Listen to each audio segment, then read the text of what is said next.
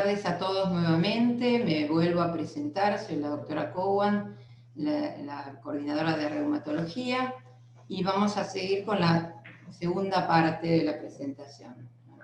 Lo que les quiero ir comentando son las próximas charlas de esta semana. Tenemos una de nutrición, de propiedades específicas para cada alimento, que va a ser mañana, otra que va a ser muy interesante, que sabemos hasta ahora del COVID, y otra de dermatología de fotoprotección. Por supuesto, seguimos recordándoles que si tienen alguno de estos síntomas, fiebre y tos, fiebre y dolor de garganta, fiebre y dificultad para respirar, pérdida del olfato o del gusto, dolor de cabeza, vómitos o diarrea, no se automediquen. Contáctense con nosotros, a que tienen los números, y consulten, que los van a atender muy bien y van a tomar las decisiones correctas. Bueno, hoy vamos a dar la segunda parte de enfermedades reumáticas en épocas de COVID-19.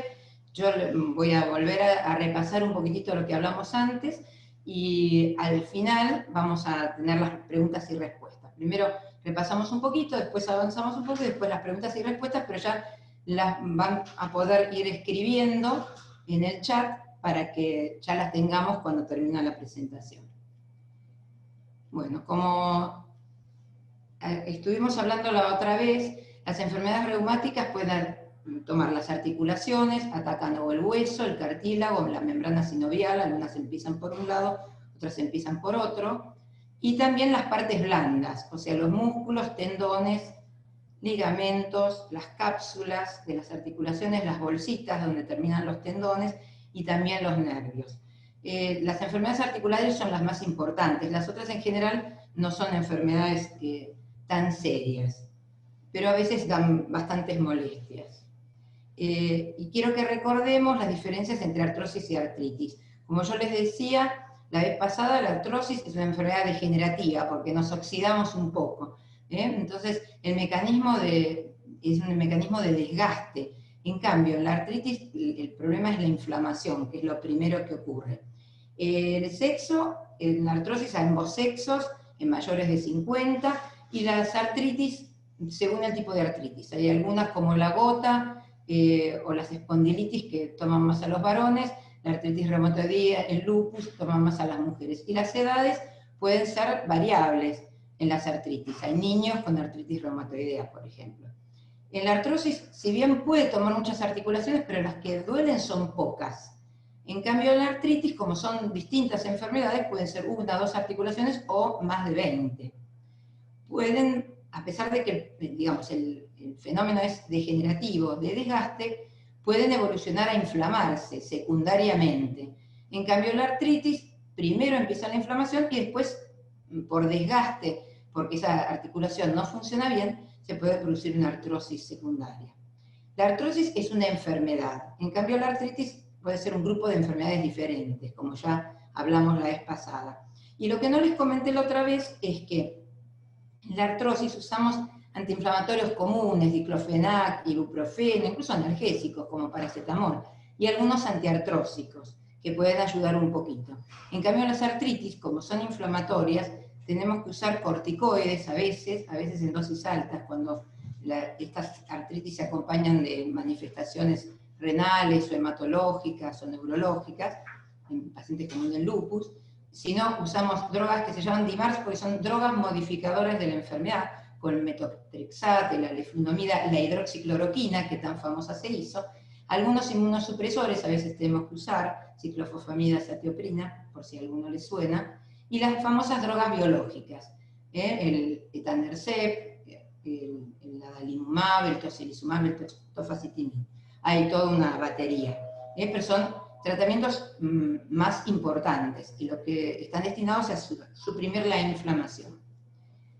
Y repasamos entonces, hay artritis como la artritis reumatoidea, artritis producidas por cristalitos como la gota, enfermedades que se llaman del tejido conectivo porque toman las articulaciones y otros órganos del cuerpo también, como el lupus, el síndrome de Sjögren, la esclerodermia, la polimiositis, la polimialgia reumática, las vasculitis, algunas artritis que son una reacción a un germen. El germen no está en la articulación, pero la articulación se inflama como una reacción, y otras que se llaman seronegativas porque en la artritis, hay un análisis que se llama factor reumatoideo que en la mayoría es positivo, no siempre es, y en esta suele ser negativo, que son la artritis psoriática, la espondilitis anquilosante, y hay algunas artritis infecciosas, pero no es muy común que un germen se meta en una articulación, no es tan común de ver.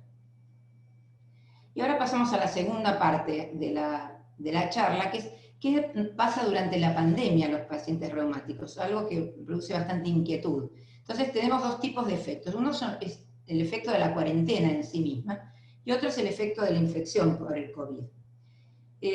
Ya sabemos, lo estamos experimentando, que esta crisis mundial que produce la propagación del virus va a tener profundos efectos sobre la salud y el bienestar, y ya lo está teniendo de todos nosotros.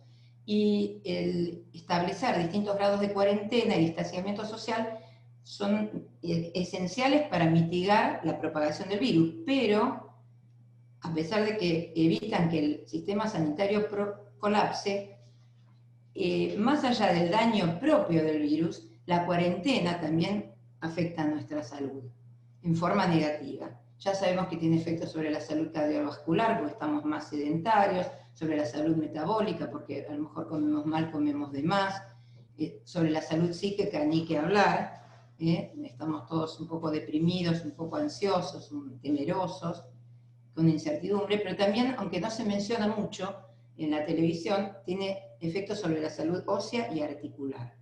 ¿Y por qué es eso? Bueno, algo de lo que ya habíamos comentado en la clase pasada. Hay una reducción de la exposición a la luz solar, y sobre todo porque pasamos el invierno, así que van a bajar los niveles de vitamina D y vamos a absorber peor el calcio. Gastamos menos energía diariamente, porque nos movemos menos, entonces estamos más sedentarios y nos aumenta el peso. También a veces comemos un poco de más y comemos mal, porque estamos un poquito más ansiosos, nos queremos dar algún gustito, compensar un poco toda esa tensión nerviosa, y aumentamos la ingesta de calorías. A veces no dormimos bien, estamos preocupados, a veces se duerme demasiado, y eso también hace aumentar de peso. Y entonces va a hacer que va a haber mayor predisposición a la osteopenia y osteoporosis, y más rigidez articular y más predisposición a las caídas, con lo cual nos podemos lesionar las articulaciones y nos podemos fracturar.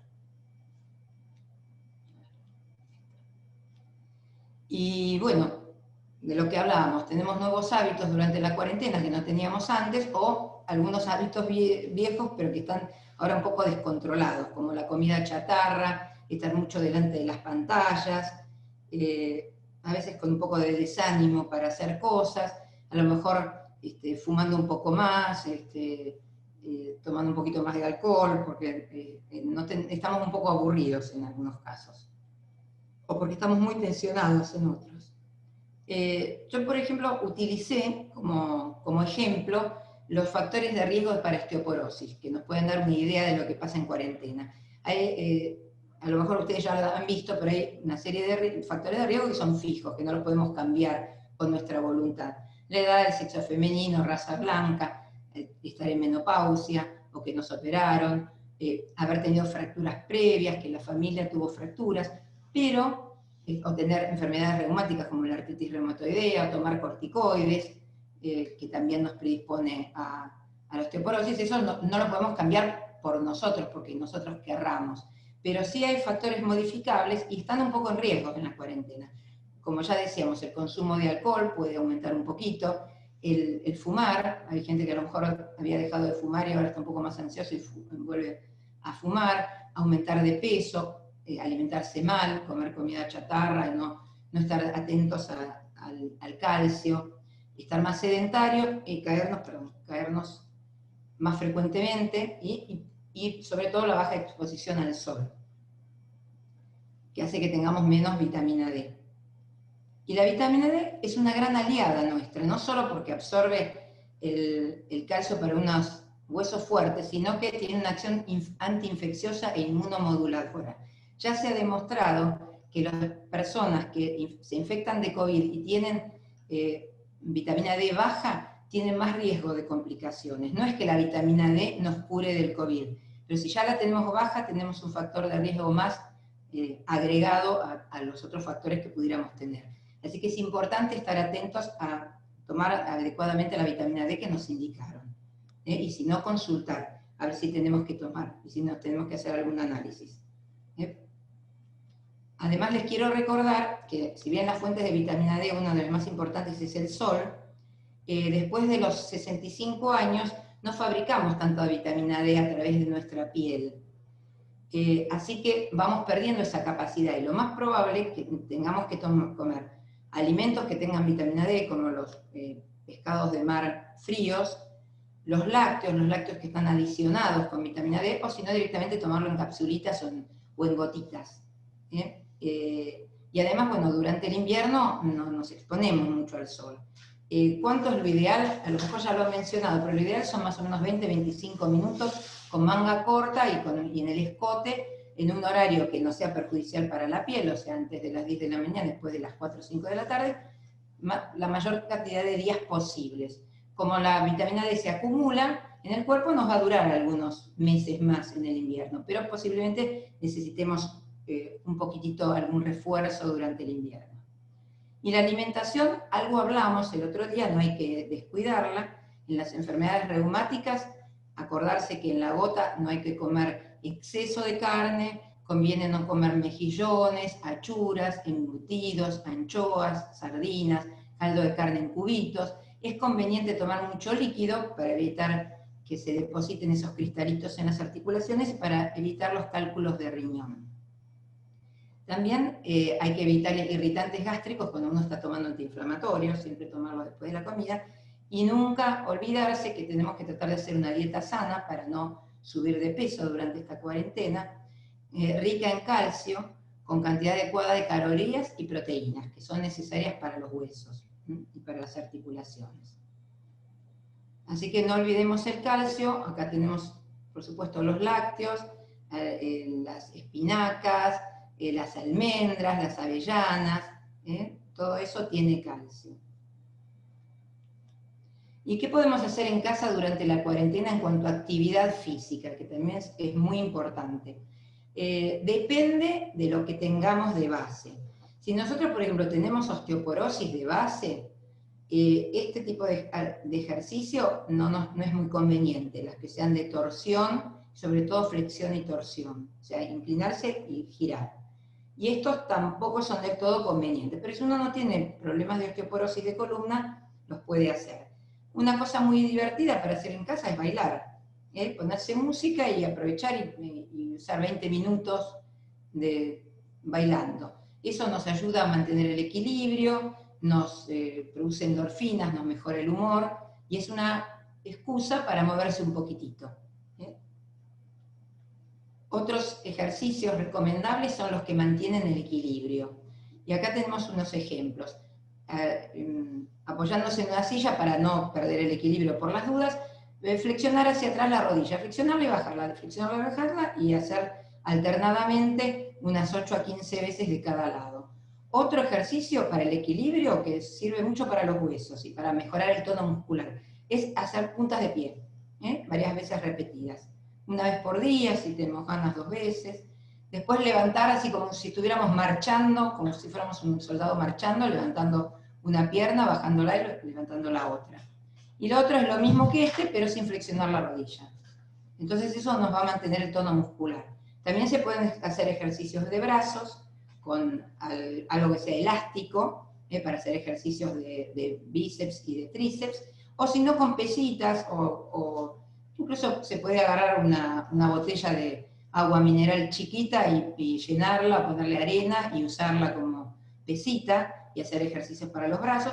Y a veces también es divertido sumar a los chicos, ¿no? Si hacemos un poco de gimnasia en familia. Es otra alternativa que podemos hacer. Cada uno hacer lo que pueda, pero es una forma. Hay que tener en cuenta que el que nunca hizo gimnasia tiene que tener un poco de cuidado, porque a veces uno se pone un video y se puede hacer actividad física y no está muy preparado. Ahora, el que sí ha hecho gimnasia en algún momento, hasta hace poco o hasta hace mucho, pero que vino haciendo, bueno, que sabe qué ejercicios son un poco más fuertes y los puede evitar, entonces sí, va a poder hacer gimnasia. Si no, otra actividad física que se puede hacer es caminata.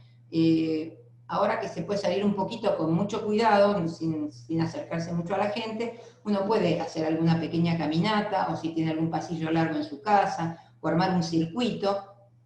Y es importante usar un calzado cómodo, con suela de goma y taco bajo, y caminos de fácil acceso. Así no nos caemos.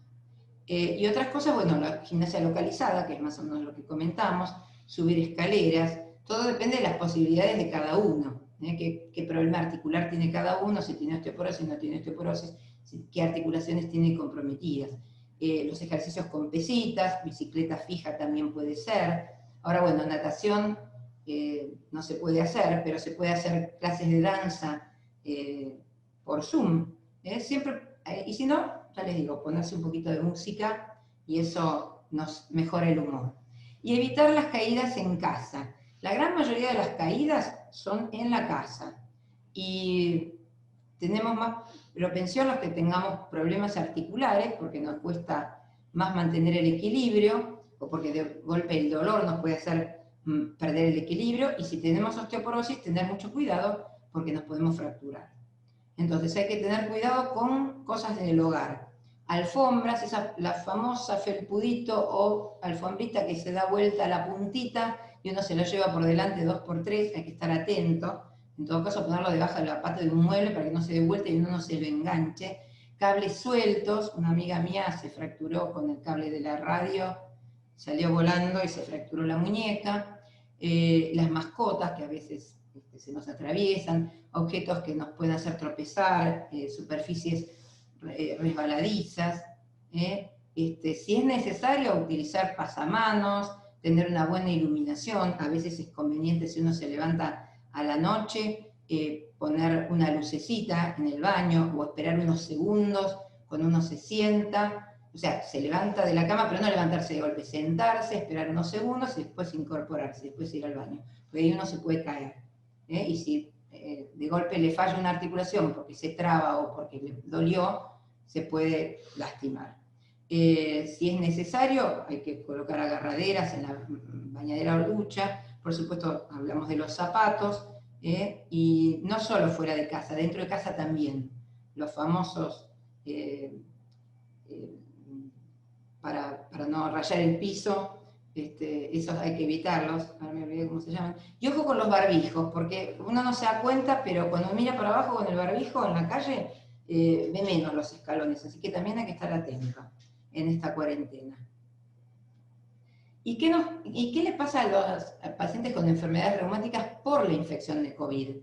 Bueno, hasta la fecha, para tranquilidad de todos, pacientes y médicos también, muy especialmente, no se ha descrito que los pacientes con enfermedades reumáticas tienen más riesgo de contraer el COVID o presenten formas más graves de la enfermedad causada por coronavirus.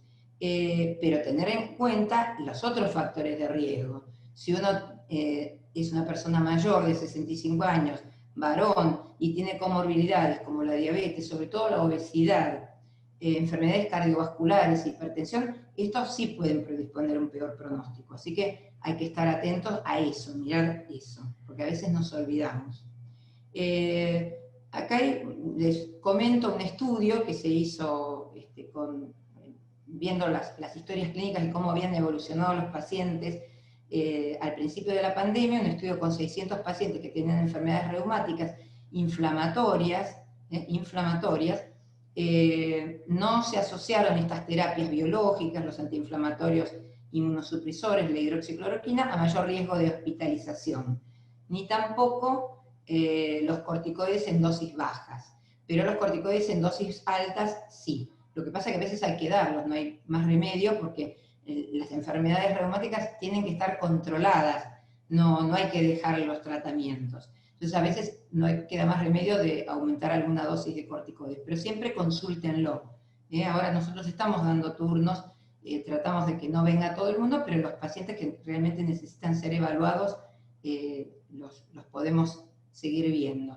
No dejen de tomar la medicación y consulten si no se sienten bien, a ver si hay que ajustar alguna medicación. y la mayor parte de los pacientes con enfermedades reumáticas y terapias inmunosupresoras se recuperaron en este estudio de 600 pacientes. Y se deben suspender el corticoide, los tratamientos biológicos, el metotrexate, la hidroxicloroquina, la leflunomida, no. Tienen que seguir con su tratamiento habitual y suspenderlo solamente si hay infección o riesgo de infección también, porque bueno, si somos contacto estrecho con un paciente que está diagnosticado con COVID, es preferible suspender transitoriamente. La mayoría de estos medicamentos actúan un tiempito más, entonces lo podemos suspender y consultar. Avisar que uno está tomando determinada medicación y a ver si la sigue o no. En general, aconsejamos suspenderla transitoriamente, por supuesto, mientras dure la infección o mientras dure el riesgo de que uno pueda estar infectado porque es contacto estrecho de un paciente con COVID. Y consultar también al reumatólogo. A veces, bueno, el reumatólogo también puede aconsejar suspender alguna medicación, pero siempre hay que consultarlo, pero no suspender por cuenta de uno. ¿Y qué medidas farmacológicas se recomiendan? En realidad en las enfermedades reumáticas no hay mucho más que en los otros pacientes. Bueno, ya se demostró que la hidroxicloroquina no parece funcionar, está el tema del plasma de convaleciente que sí está funcionando, hay distintas terapias, algunas se están estudiando con pacientes que reciben la terapia y algunos pacientes que no la reciben, a ver quién evoluciona mejor, si se acorta el tiempo de tratamiento y el tiempo de enfermedad. Y bueno, y la vacuna estamos todos expectantes, pero bueno, por ahora nos tenemos que seguir cuidando por unos meses más. ¿Y qué podemos hacer médicos y pacientes para evitar contraer la enfermedad? Bueno, hay cosas que ya los conocemos todos, la higiene de las manos con lavado frecuente y eficaz. No sin poner las manos así nomás, sino lavarse bien, evitar el contacto con personas enfermas, especialmente si están tosiendo o estornudando, usar el barbijo, que ya lo tenemos que usar. Hay muchísima gente que en la calle está sin barbijo o usa el barbijo por acá, y deja la nariz afuera, eso no sirve, no protege a los demás. Nosotros cuando usamos barbijos, en la calle protegemos a los demás. Tenemos que tomar conciencia de que uno no sabe si está contagiando a lo mejor a alguien que no le va a pasar nada, pero que después a su vez va a contagiar a otro que sí le va a pasar algo. Entonces hay que tomar conciencia. Limpiar las superficies potencialmente infectadas, con los desinfectantes, como siempre, y seguir, esto es importante, seguir las indicaciones oficiales de las autoridades sanitarias. No empezar con las noticias falsas. Yo estoy tan cansada, pero cansada, de recibir esas noticias donde hay algunas cosas que están bien, pero hay también un montón de cosas, que hay que tomar bicarbonato, ponerse al sol sí, pero por la osteoporosis, no por el COVID. Y no sé, y comer determinada cosa, que el pH, que esto, que el otro, está todo como mezclado. Escuchar las noticias que vengan de fuentes confiables, no recibir cualquier cosa y pasarla desesperadamente a todo el mundo, porque puede haber muchas confusiones, y realmente es nocivo, es malintencionado esto. Yo la verdad que detesto los que arman las fake news. ¿Y qué podemos hacer nosotros como médicos, que podemos aconsejarles a los pacientes? Bueno, que no dejen de recibir todas las vacunas apropiadas, tengan o no tengan enfermedades reumáticas, si tienen factores de riesgo, tienen que recibir las vacunas apropiadas, sobre todo gripe, neumonía. El herpes zóster, bueno, hay que ver, porque acá tenemos vacunas a virus vivos de herpes zóster, así que solamente en algunos casos muy puntuales la damos, pero que ninguna de estas va a prevenir el COVID, pero pueden disminuir la posibilidad de infectarse con otro germen que da lugar a confusiones, y de terminar internado por otro germen en plena pandemia. Obviamente, el lavado de manos y no tocarse la cara, tomar un poco de conciencia, es inevitable, pero si uno cuando está por la calle, no sé, yo ¿saben qué hago? Me agarro de la cartera, agarro una mano y la coloco en la cartera, así no me toco nada, y con la otra trato de no tocarme la cara. Entonces, son pequeños trucos para después que uno se higienizó, tratar de no tocarse. Y los mayores de 65, bueno, deben cumplir el aislamiento social y la minimización de contactos. Yo sé que estamos todos muy cansados, pero bueno, hay que mantener la distancia social. Gracias a Dios tenemos todos estos medios, que si nos hubiera agarrado esta pandemia hace 10 años, cuando fue la de la gripe A, no teníamos todo esto. Así que bueno, podemos estar en contacto con familiares, con amigos, no es lo mismo, pero es algo que nos puede contener. Si la enfermedad está estable, bueno, tratar de concurrir lo menos posible a los centros de salud y tratar de manejarse telefónicamente, por WhatsApp o por telemedicina. Pero si uno no está muy estable, no se siente bien, no se encuentra bien o hace mucho tiempo que no se controla, porque a nosotros nos pasa que hay pacientes que ya cuando empezó la pandemia, hacía, no sé, 6 meses, un año que no consultaban, entonces realmente es conveniente que consulten. Y si la enfermedad está activa, bueno, hay que evaluar riesgo-beneficio de la consulta presencial. Muchas veces la recomendamos y evitando el transporte público en la medida de lo posible. Si uno, bueno, viene en transporte de algún familiar y acá en OSECAC tenemos muchos cuidados y hay un triage, nada es 100%, pero realmente los cuidados son muy importantes, así que bueno, hay cierto grado de seguridad razonable para poder consultar, porque si la enfermedad está activa hay que tratarla. Y después, una pequeña recomendación es que los pacientes tengan algo de suministro de medicamentos, o sea, que tengan alguna cajita de más, para que no se les termine a último momento, porque a lo mejor, no sé, tenemos que cambiar de fase, esperemos que no, pero puede suceder, o no tenemos quien nos vaya a buscar la receta, o hay alguna dificultad y nos quedamos sin medicamentos. Eso para cualquier tipo de medicamento. Entonces, repasando un poquitito, 2 palabras sobre el tratamiento. Continuar el tratamiento con calcio y vitamina D. Si estaban tomando suplementos, síganlos tomando, y si simplemente es la dieta con el calcio, síganla. Continuar el tratamiento con corticoides, metotrexato, leflunomida, agentes biológicos, también con los fijadores del calcio, los que son por boca, eso también se puede continuar perfectamente, excepto en caso de infección o que su médico le recomiende que lo suspenda. El tratamiento con bifosfonatos inyectables, que son también fijadores del calcio, porque se dan una vez por año, endovenosos, que son poquitos los pacientes que lo reciben, pero algunos lo reciben, no es problema porque tiene una acción muy prolongada. Entonces, si a ustedes les tocaba la siguiente dosis durante la pandemia, se puede postergar hasta 6, 8 meses más y el medicamento va a seguir haciendo efecto. Pero si alguno está con denosumab, no sé si se pueden dar nombres comerciales, puedo dar, que se llama Prolia, ese medicamento que se da cada 6 meses, son poquitos también los pacientes que lo reciben, pero ese no se puede postergar, ese hay que aplicárselo, porque puede ser contraproducente y todo lo que ganamos contra la osteoporosis lo podemos perder. Y ante cualquier duda, como siempre, consultar al médico. Y bueno, última pregunta, ¿las enfermedades reumáticas son curables? La mayoría no lo son. Yo les conté que hay una que se llama polimialgia reumática, que se trata con corticoides o con metotrexate, que afecta a personas mayores y que da un dolor generalizado, sobre todo dificultad para levantar los brazos, y puede dar dolores articulares difusos, que se puede curar después de un par de años de tratamiento. Y después enfermedades como la gota, que se puede prevenir.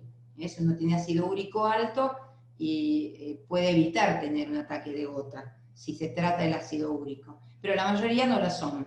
Pero todas las enfermedades reumáticas pueden mejorar si juntos, médicos, pacientes y, ojo, familiares también que acompañen, que comprendan las dificultades que tiene el paciente, y nos acompañamos entre todos en el camino que nos lleve a una mejor calidad de vida. Y bueno, estoy a su disposición para las preguntas y respuestas. Muchas gracias. Uy, tenemos un montón. Me voy a poner los anteojos porque el otro día algunas no las leía. ¿El tamoxifeno puede dar dolor articular? No. El tamoxifeno lo que hace es aumenta un poquitito, es un leve antiosteoporótico, ¿sí? Mejora un poquitito la calcificación, por supuesto que no se usa como tratamiento para la osteoporosis, pero digamos tiene un factor positivo para el hueso. Hay suplementos recomendables para artritis. ¿Suplementos de enzimas? No, se pueden, hay algunos de colágeno, que no han demostrado grandes mejorías, pero pueden mejorar un poco. Teniendo Sjögren o fibromialgias, ¿tengo más predisposición al COVID? No, yo ya se los contesté. No tienen más predisposición al COVID ni van a evolucionar peor, pero hay que estar atentos. Hay que estar atentos a todos los otros factores de riesgo. ¿Quién trata la fibromialgia? El neurólogo, ¿no? Y ahí es un tema, porque tradicionalmente lo tratábamos los reumatólogos y todavía muchas personas nos consultan a los reumatólogos. La mayoría son mujeres. Pero en realidad es un problema de la modulación del dolor. Así que yo creo que de a poquito va a ir virando hacia los neurólogos. No sé, todavía seguimos teniendo charlas de fibromialgia en los congresos de reumatología, pero yo creo que el problema no está en los músculos ni en las articulaciones. Es donde duele, pero no es la causa, ni los músculos ni las articulaciones. El colon irritable y las enfermedades reumáticas tienen relación. El colon irritable se puede relacionar con la fibromialgia, ¿sí? Si es colon irritable, o sea, intestino sensible, lo que se dice también es intestino sensible. Pero también hay algunas enfermedades inflamatorias intestinales, como la enfermedad de Crohn o la colitis ulcerosa, que a veces se acompañan de la artritis inflamatoria y a veces necesitan tratamiento biológico, tanto para el colon, para el intestino, como para las articulaciones. Y que por suerte muchas veces coincide el tratamiento de uno y de otro, es parecido y hay que usarlo. En algunos casos hay que usar tratamiento biológico. A ver, tengo más. Tener lupus si tengo COVID, ¿sería peor? Si está controlado, en general no. Si está muy activo, puede tener un poquitito más de riesgo. Por eso, si uno no está muy seguro de que esté controlado el lupus, se tiene que hacer los controles de laboratorio y ver si hay que ajustar la medicación. Si un lupus está muy activo, puede tener un poquitito más de riesgo porque está requiriendo más corticoides, más tratamiento inmunosupresor un poco más agresivo, pero si está estable, el riesgo es más o menos parecido. Tengo 48 años con fibromialgia, después de 13 años de esta enfermedad, ¿se puede torcer los dedos? No es una enfermedad que avance la fibromialgia, lo que pasa es que avance, o sea, se activa y a veces se inactiva, nunca se inactiva del todo. Hay personas que tienen mucho dolor persistente, que un día mejora un poco y otro día está re mal, re cansado, además se acompaña de fatiga, de trastornos del sueño, entonces a veces no duele tanto, pero la fatiga continúa. Así que pero no avanza, digamos, lesionando las articulaciones. Y hay algunas personas en la fibromialgia que tienen periodos que están bastante bien, que tienen poco dolor y pueden llevar a cabo sus tareas habituales. Hay un poquitito de todo. La desesperanza en la fibromialgia es perjudicial. Si uno se desespera, es perjudicial. Hay que tratar de mantener un ánimo positivo y que uno no se va a empeorar. Pero si usted tiene los dedos torcidos por casualidad, le está pasando eso, puede ser que tenga una artrosis de los dedos, ¿sí? Que eso es una enfermedad que a veces es hereditaria, que lo mostramos la vez pasada, o a veces la fibromialgia se puede asociar a artritis reumatoidea, pero en general lo que ocurre es que primero es la artritis y después la fibromialgia, porque el dolor de la artritis puede alterar la parte neurológica y activar una fibromialgia.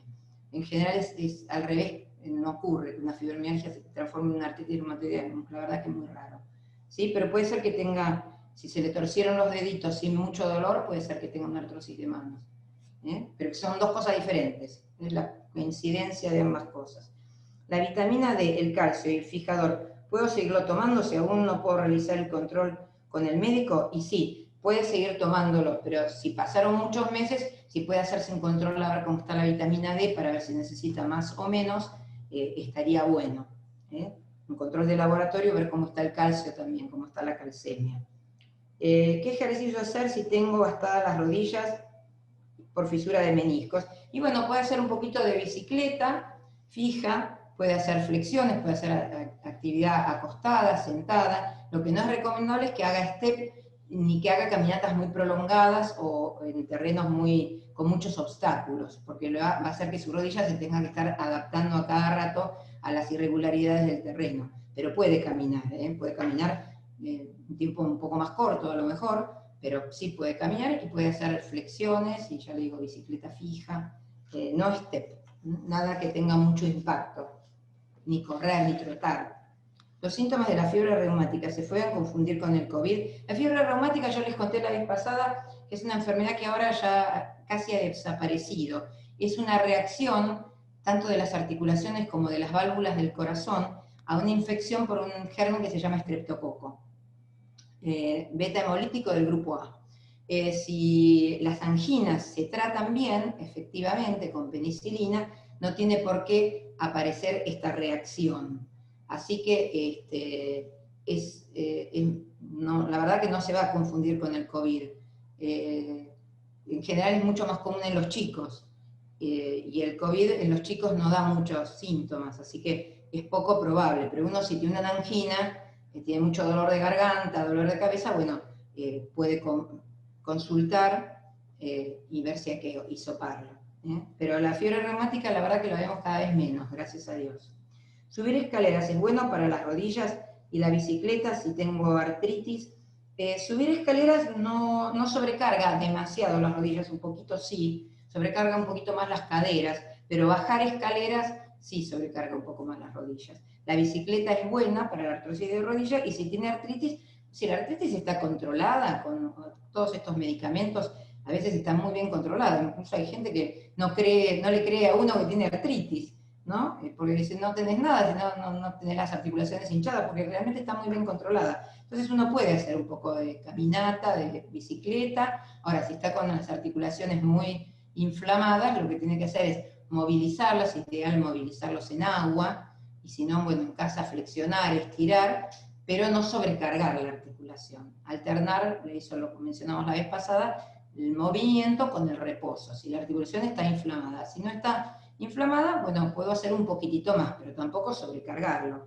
Y por supuesto, para las rodillas siempre es importante mantener un peso adecuado, porque ustedes recuerden que cuando nosotros caminamos, hay un momento que una de las piernas queda en el aire, y todo el peso de nuestro cuerpo lo tiene que tolerar la otra, ¿sí? Entonces, tenemos que evitar eso. Duplicamos el trabajo de las rodillas en el momento que caminamos, así que hay que bajar de peso, porque si uno quiere caminar, no tiene que recargar tanto la rodilla. ¿Qué actividad física es más recomendable para artrosis de cadera? El yoga puede andar bien, también movilización, el yoga puede andar muy bien. Hay algunas posiciones que dan más dolor, y si uno abre mucho las piernas, por ejemplo, sí. Después, bueno, en el yoga, si uno tiene problemas de cervicales, por ejemplo, hay que evitar hacer la vela, porque sobrecarga mucho la cervical. Y en personas mayores, aunque no tenga dolor de cuello, es conveniente no hacerla. Pero eso hay que hacerlo despacito. Si uno hace mucho que no hace yoga, empezar de a poco y explicar lo que uno tiene a los profesores que van a acompañar. Si es un buen profesional, lo va a acompañar y le va a aconsejar qué ejercicios hacer con más moderación. El ibuprofeno de 600 para dolor articular, ¿es una dosis mejor? Sí, el ibuprofeno de 400 es un analgésico, más que nada, y el 600 ya es un antiinflamatorio, usado 2 o 3 veces por día. Así que hay que tenerlo en cuenta. Si es un dolor suave, de vez en cuando, y tomar uno de 400. Ahora, si es de 600 y uno lo va a tomar 2 veces por día, consultar al médico, que sea por indicación médica, porque es un antiinflamatorio y nos va a lesionar 2 cosas más, el estómago y el riñón. Entonces los antiinflamatorios no hay que tomarlos mucho tiempo, porque aumentan la presión sanguínea, perjudican el riñón y hacen mal al estómago. Entonces, bueno, 1 día, 2 lo podemos tomar, pero si tenemos antecedentes de gastritis, usar un protector, y si es más tiempo hay que consultar al médico. Y el de 400, bueno, de vez en cuando se puede tomar, o para si uno tiene fiebre, lo puede tomar. ¿Qué se puede hacer para mejorar y detener la artrosis de rodilla? Bueno, lo que hablamos un poco, bajar de peso, no sobrecargar la articulación, no hacer step, no saltar, no trotar, hacer caminatas sí. Si uno tiene un antecedente de una cirugía de menisco, bueno, cuidar un poco la rodilla. A veces en gente joven se han operado, eso creo que lo mencionamos, se han operado de la rodilla y no quedó bien del todo y siguen haciendo mucha actividad física y a veces después, con el tiempo, una persona que podría tener una artrosis de rodilla a los 65, 70, la tiene a lo mejor a los 50 porque tiene una lesión meniscal vieja y hizo mucha actividad, o subió mucho de peso, entonces se empeoró y se perjudicó antes, o sea, una artrosis antes de lo esperable. La artritis de rodilla y tener tan poco movimiento puede empeorar, y el tobillo es una articulación que no hace mucho movimiento, pero sí carga peso, así que si uno tiene artritis también es cuestión de no subir mucho de peso, hacer movilización en el agua o estando sentado, movilizar el tobillo, hacer movimientos de flexión y extensión y hacer círculos con el dedo gordo del pie, pero no sobrecargarlo mucho. ¿El uso de metotrexato da más riesgo para el COVID? En general no, pero si uno tiene COVID, posiblemente es conveniente que lo suspenda transitoriamente. O si es conviviente con una persona con COVID, es preferible que lo suspenda, por las dudas, porque le puede bajar un poco las defensas, pero si lo está tomando, lo tiene que continuar. ¿Tomar colágeno sirve? ¿En qué dosis? Bueno, la dosis, yo mucho el colágeno, la verdad que no lo uso, pero algo ha demostrado cierta efectividad en la artrosis, en las artritis no. Tomar mucho antiinflamatorio hace mal, bueno, lo que dijimos, puede causar problemas renales, problemas de estómago, aumento de la presión arterial. Así que hay que tomarlo por indicación médica, y buscar algunas otras alternativas. Si no, o sea, consultar al médico si uno está dependiendo de antiinflamatorios, hay que hacer algún otro tipo de tratamiento. ¿Sí? Más. Muy bien. ¿El cannabis hace bien? ¿Cuánto hay que consumir? Bueno, eso ya lo charlamos en la charla pasada. El cannabis todavía no se demostró mucho que sirva, pareciera que en la fibromialgia sirve algo, hay un poquitito más de estudios hechos, algo disminuye el dolor, y cuánto hay que consumir, la verdad que no lo sé porque en este país no está normatizado las dosis de cannabis, hay que ver lo que cada uno consiguió. Y algunos le dicen tantas gotitas, no tantas gotitas. El año pasado tuvimos, a ver cuándo fue, en octubre, el Congreso Argentino en Salta y hubo una charla de cannabis y la verdad que todas las recomendaciones eran todas cosas diferentes y la dio un farmacólogo que es reumatólogo, las dos cosas, y realmente no pudimos llegar a ninguna conclusión en la Argentina qué cannabis hay y qué dosis hay que tomar. Así que si se la da el amigo, el vecino, yo no lo tomaría. Yo no lo tomaría, por más que me duela. ¿Cómo sería el uso de penicilina? Me apliqué por 5 años por fiebre reumática, se sigue usando, y se sigue usando, pero es muy poquito. Lo que pasa es que cuando hay una infección en la garganta, que puede ser por el estreptococo, se trata con penicilina oral en general, y a veces, bueno, hay que usarla inyectable, y eso se usaba cuando un paciente había tenido una artritis por una reacción a este germen, eso se llamaba fiebre reumática, y para evitar que se volviera a inflamar, se volviera a repetir, y esa inflamación no solo tomara las articulaciones, porque la artritis de la fiebre reumática después se va, no deja secuela. Pero ¿dónde podía dejar secuela? En las válvulas del corazón.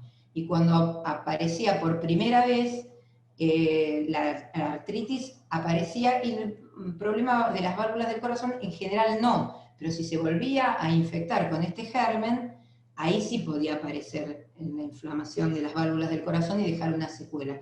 Entonces, por eso, antiguamente a las personas que habían tenido esta infección por el estreptococo y habían tenido artritis, o sea, fiebre reumática, se les daba tratamiento por 5 años con penicilina para prevenir la reinfección por el germen y que se inflamaran las válvulas, ¿sí? Y muchas veces se daban hasta cumplir los 18 años, o sea que si a un nene le pasaba eso a los 9 años, tenía que recibir una dosis de penicilina mensual durante 9 años. La verdad que había que tener bastante paciencia, porque es dolorosa la penicilina. Pero esto ahora lo vemos menos porque se trata más eficazmente las anginas por el estreptococo, entonces no se produce la fiebre reumática. Pero siempre hay que consultar al médico con una angina de los chicos, a ver si hay que hacer un hisopado y averiguar si está ese germen ahí.